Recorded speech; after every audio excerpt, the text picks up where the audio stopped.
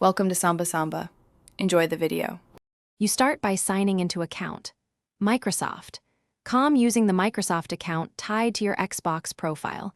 This is essential because Xbox uses that account for identity. Once signed in, make sure two-step verification codes are available on your phone or Authenticator app, since you may be prompted.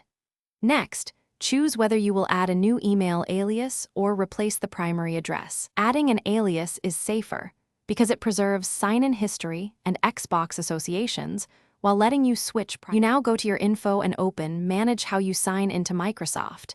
This is where aliases live.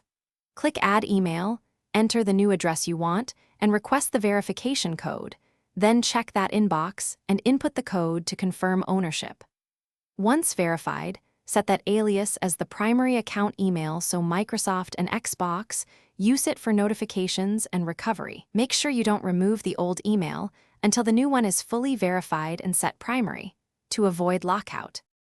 You finish by confirming the primary email appears on account, Microsoft, com, and checking the change on your Xbox profile. Sign out and back into apps to force sync.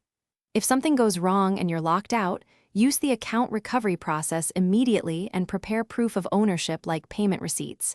If recovery fails, contact Microsoft support for assisted verification. Finally, once stable, update recovery methods and remove obsolete aliases so you keep a single, secure contact email for your Xbox account. Thanks for watching. Consider subscribing if we helped you.